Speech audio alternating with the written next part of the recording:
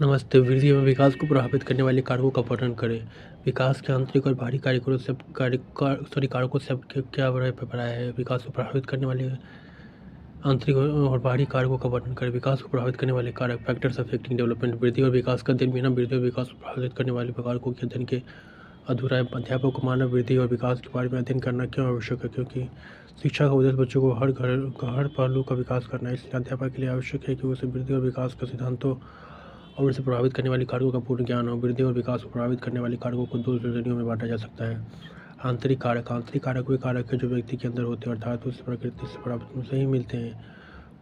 कुछ विशेषताओं को बालक जन्म के समय माँ के गर्भ से लेकर पैदा होता है। ये कारक बच्चों के विकास को प्रभावित करते हैं। बाहरी कारकों को वातावरणीय कारक भी कहते हैं, जो वातावरण की देन होते हैं और जो बच्चे के इस संसार में आते ही उसे प्रभावित करने लगते हैं। वास्तव में बच्चे का विकास और वृद्धि वातावरणीय और वंशानुक्रम से संबंधित कारकों की ही देन है। ये कारक निम्नलिखित है। जीन प्रत्येक क्रोमोसोम में हजारों कण होते हैं जिन्हें जीन कहते हैं। जीन की वंशानुक्रम की आधारभूत इकाई है। इसको देखना एक शक्तिशाली इलेक्ट्रॉनिक से ही संभव है। यही जीन पीढ़ी दर पीढ़ी संस्कृति शारीरिक और मानसिक गुणों का वहन करते रहते हैं। ये जीन भी जोड़े के रूप में काम करते हैं। प्रत्येक जोड़े में एक जीन माता का और एक दूसरा पिता का होता है। जब दोनों जीन से एक दूसरे के समान होते हैं तो वे अपने ही जैसे चीज़ों का निर्माण करते हैं। उदाहरण के लिए यदि दोनों ही जीन्स में बालों का रंग भूरा है तो बालक के बालों का रंग भी निश्चित तौर पर भूरा होगा। लेकिन यह भूरा होता है तो बालक के बालों का रंग भी निश्चित तौर पर भूरा होगा। लेकिन यह आवश्यक नहीं कि हमेशा दोनों जीन एक जैसे हो। जब जीन्स आपस में नहीं मिलते तो अनिश्चित स्थिति पेचीदा हो जाती है। जब एक कोशिका का विभाजन होता है तो क्रोमोसोम का विभाजन भी हो जाता है, जिसके साथ ही जीन्स की हूबहू दूसरी कोशिका में भी बन जाती है। जुड़वा बच्चे ट्विंस औरतों का डिंब एक विशेष समय में ही तैयार होता है और उसके शुक्राणु द्वारा निषेचित होने का प्रयास संयोग होता है। कई बार जो दो डिंब एक ही समय में तैयार हो जाते हैं और शुक्राणु का द्वारा निषेचन हो सकते हैं और जिनके कारण दो बालक एक ही समय में पैदा हो सकते हैं।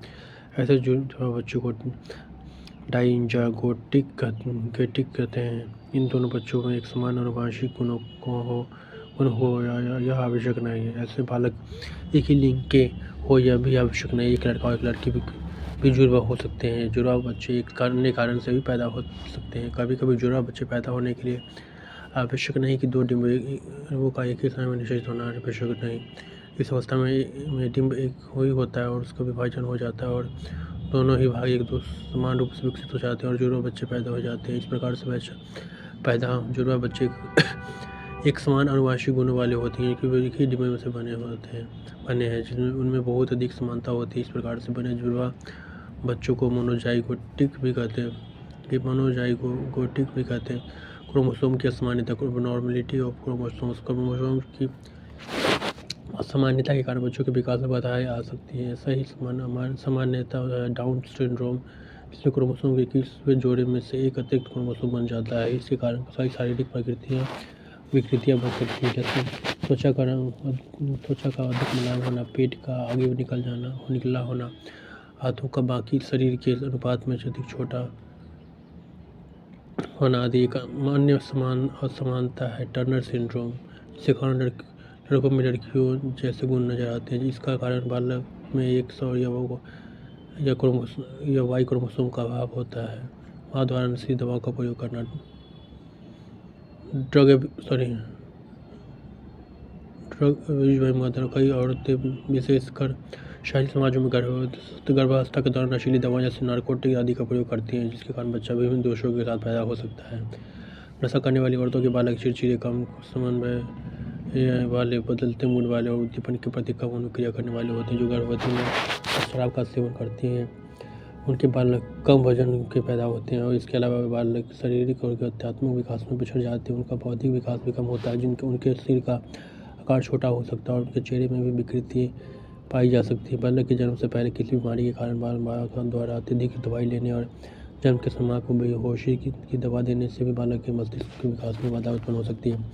धूम्रपान करना, स्मोकिंग, जो गर्भवती महिलाएं धूम्रपान करती हैं उनके भ्रूण तक ऑक्सीजन पहुँचने में बाधा आ सकती है, इसी से उनका विकास रुक जाता है। अधिक धूम्रपान के कारण शरीर में विटामिन ए की मात्रा बढ़ जाती है, जिसके कारण गर्भ के कि शिशु का मानसिक और शारीरिक विकास अवरुद्ध हो सकता है तथा एक नवजात शिशु में कई तरह की विकृतियाँ हो सकती हैं। रेडिएशन, गर्भवती माँ यदि परमाणु के रेडिएशन से प्रभावित हो जाए तो भ्रूण का प्रतिकूल प्रभाव होने की संभावना बहुत अधिक होती है। एक्सरे किरण से भी धूप में विकृतियाँ हो सकती हैं। इस प्रकार हम देख सकते हैं कि बालक जब इस दुनिया में आता है तो एक लंबी प्रक्रिया में गुजर चुका होता है। वो संसार में अगर क्या बनेगा यह पहले ही काफ़ी हद तक निश्चित हो जाता है। अनुवांशिक गुणों किसी व्यक्ति के साथ कारक हैं जो उसके जीवन भर की वृद्धि और विकास को प्रभावित करते हैं। बाह्य कारक फैक्टर्स, एक्सटर्नल फैक्टर्स, जैसा कि हम पढ़ चुके हैं कि संसार में आने से पहले बालक का विकास कई तरह से उसकी आनुवांशिक विशेषताओं के कारण प्रभावित हो चुका होता है। वातावरण के संपर्क में आने से वो पहले 9 महीने तक गर्भ में रहता है। वहाँ भी वह वातावरण में प्रत्यक्ष रूप से प्रभावित होता है। बालक की वृद्धि और विकास को प्रभावित करने वाले बाह्य कारक निम्नलिखित हैं। पारिवारिक कारक, एक घर और एक मकान में अंतर होता है। यह कहा जाता है कि मकान तो प्रत्येक बालक के पास होता है लेकिन अब घर सभी के पास नहीं होता। यदि बच्चे के माता पिता विनम्र, सहयोगी और प्यार करने वाले हैं तो बालक के व्यक्तित्व का अच्छा विकास होगा।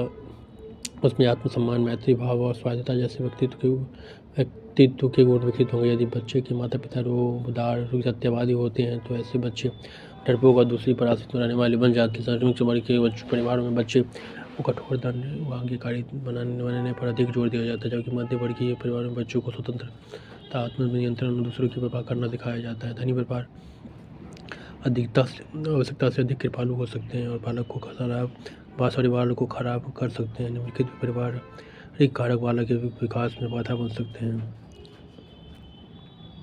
नैतिकता का स्तर, परिवार का नैतिक वातावरण भी बालक के विकास को प्रभावित करता है। यदि किसी परिवार में नैतिकता नहीं है तो वह परिवार बच्चे के लिए अच्छा प्रतिमान नहीं बन सकता। नैतिकता बालक के नैतिक और सामाजिक विकास को प्रभावित करते हैं। इस प्रकार हम देखते हैं कि पारिवारिक वातावरण बालक के विकास को काफ़ी हद तक प्रभावित कर सकते हैं। माता पिता का तलाक हो जाना बालक के विकास पर प्रतिकूल प्रभाव पड़ता है। इन घरों में पिता अनुपस्थित रहता है और उनके घरों के बच्चे सामाजिक समायोजन के शिकार होते हैं। ऐसे देखने में आया कि विधवा माताओं के बच्चे उन माताओं के बच्चों से अधिक सामाजिक समायोजित होती हैं जो तलाकशुदा होती हैं। घर की स्वच्छता व देखभाल, सफाई, बालक के भोजन और घर में खुला स्थान आदि बालक के विकास को बहुत प्रभावित करते हैं। यदि बच्चों के खाने की वस्तु और खाने के समय का ध्यान नहीं रखा जाता तो बालक के शारीरिक विकास पर नकारात्मक प्रभाव पड़ता है। अनुसंधानों से पता चला है कि एक अन्य अनुसंधान में पाया गया कि परिवार में बच्चों की संख्या उनके मानसिक और सामाजिक विकास से संबंधित है। यदि परिवार में बच्चों की संख्या अधिक है तो घर में पैदा होने वाले बच्चों की बुद्धि स्तर कम होता जाता है। उनके सामाजिक कोश समायोजन के लक्षण विकसित हो जाते हैं। भाषा, माता पिता की जिस प्रकार की भाषा का प्रयोग करते हैं बालक उसी को प्रतिमान समझ लेते हैं, वे उसी भाषा को बोलने लग जाते हैं। भाषा सामाजिक विकास का आधार। यदि बालक की भाषा असामाजिक है तो उसका सामाजिक विकास नहीं हो पाता है। सामाजिक कारक, सोशल एनवायरनमेंट, सामाजिक कारक बच्चों के विकास को प्रभावित करते हैं। निम्नलिखित सामाजिक कारक बालक की वृद्धि और विकास को प्रभावित कर सकते हैं। कुपोषण बच्चे की वृद्धि और विकास को प्रभावित कर सकता है। कुछ शिशुकाल में कुपोषण के कारण बालक का तंत्रिका तंत्र उचित रूप से विकसित नहीं हो पाता और बालक को जीवन भर विकास के अभाव में रहता है। बहुत से अनुसंधानों में यह पाया गया है कि घटिया केंद्रीय तंत्र शिशुकाल में कुपोषण का परिणाम होता है। इसलिए शिशुकाल में कुपोषण के कारण बच्चों का मानसिक विकास अवरुद्ध हो जाता है। यह तथ्य भी जानते हैं, सभी जानते हैं कि तीसरी दुनिया के देशों में भुखमरी के कारण करोड़ों बच्चों की मृत्यु होती है। इससे भी अधिक मानसिक और शारीरिक विकास में पिछड़ जाते हैं। जनसंख्या घनत्व, भीड़ भरी जगहों में रहने वाले बच्चों में स्वच्छ श्रृंखलता, डिसऑर्डरलीनेस पाई जाती है। वे आक्रामक व्यवहार प्रदर्शित करते हैं। अनुसंधानों में ऐसा देखने में आया कि परिवार के बच्चों की संख्या जितनी अधिक होती है उतना ही आयु कम हो मिलता है, लेकिन उसके अपवाद भी मिल सकते हैं। फिर बड़े वातावरण बच्चों का अध्यात्मिक विकास बाधित होता है क्योंकि उसे खेलने के लिए पर्याप्त जगह नहीं मिल पाती। बच्चा यदि गंदे वातावरण में रहता है तो उसका शारीरिक और मानसिक विकास का अभाव होता है और उसमें नैतिकता का प्रभाव भी मिल सकता है। सामाजिक असुरक्षा ही बालक के विकास को प्रभावित करती है। जिनमें युद्ध, प्राकृतिक आपदाओं जैसे खतरे रहते हैं उनमें बच्चे असामान्यता के शिकार होते हैं। उनमें सुरक्षा की भावना मिलती है और वे हिंसक प्रवृत्ति को होते हैं और औद्योगिक समाज में अपराध बहुत मिलते हैं। ऐसे समाजों में बालक का बाल अपराधी डेलिक्वेंसी के शिकार होते हैं और सामाजिक कुसमायोजन के शिकार होते हैं। गरीबी बालक के विकास को प्रभावित करती हैं। गरीबी के कारण परिवार में अभाव होता है, जिसके कारण बच्चों के विकास में के अवसर नहीं मिल पाते। गरीब परिवारों के बच्चे अच्छी किस्म शिक्षा से वंचित रहते हैं और उनके पास चिकित्सीय सेवाओं का अभाव होता है। सामाजिक आर्थिक स्तर बालक के माता पिता का सामाजिक आर्थिक स्तर को के विकास को प्रभावित करता है। अच्छी शिक्षा प्राप्त माता पिता अच्छे स्तर की नौकरी प्राप्त करते हैं और सामाजिक आर्थिक स्तर बढ़ जाता है। उच्च शिक्षा प्राप्त माता पिता के बच्चे बौद्धिक वातावरण का विकास करते हैं, जिसके कारण उनका बौद्धिक विकास तेजी से होता है। यह एक पाठ्यक्रम की तरह होता है और इस प्रकार वातावरण अच्छी आर्थिक स्थिति के कारण बनता है। अच्छी आर्थिक स्तर के कारण ही वह अच्छी शिक्षा ग्रहण कर पाता है। गरीब परिवारों में भी अच्छी शिक्षा का माहौल बना सकता है, लेकिन ऐसे अवसर कम ही मिलते हैं। विद्यालय शिक्षा ऋतुकाल के बाद बालक घर के वातावरण के अलावा स्कूल के वातावरण के संपर्क में आता है। 10 से 12 वर्ष की स्कूली शिक्षा का वातावरण बालक के जीवन को बहुत अधिक प्रभावित करता है।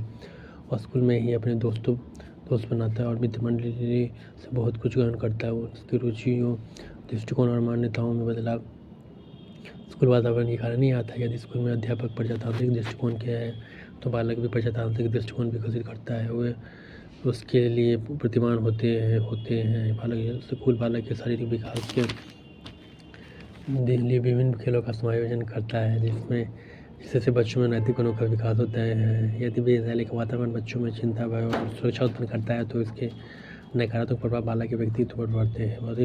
बहुत अधिक प्रतिस्पर्धा बालक के विकास को प्रभावित करती है। भौगोलिक परिस्थितियाँ जहाँ बालक पैदा होता है और बड़ा होता है उसकी वृद्धि और विकास को प्रभावित करती है। कुछ भौगोलिक क्षेत्र अन्य क्षेत्रों में वृद्धि और विकास के लिए अत्यधिक उपयुक्त होते हैं। बहुत अधिक गर्मी वाले क्षेत्रों में शारीरिक विकास ठंडे क्षेत्रों से कम होता है। पहाड़ी क्षेत्र विकास के लिए मैदानी क्षेत्रों से कम उपयुक्त है। विकास को प्रभावित करने वाले कारक आंतरिक कारक जीन, जुड़वा बच्चे, क्रोमोसोम की असामान्यता, माँ द्वारा नशीली दवाओं का प्रयोग करना, धूम्रपान करना, रेडिएशन, बाह्य कारक, पारिवारिक कारक, नैतिकता का स्तर, माता पिता का अलगाव, घर की स्वच्छता व देखभाल, भाषा, सामाजिक कारक, कुपोषण, जनसंख्या घनत्व, सामाजिक सुरक्षा, गरीब, सामाजिक आर्थिक स्तर, विद्यालय शिक्षा, भौगोलिक परिस्थितियाँ। Thank you.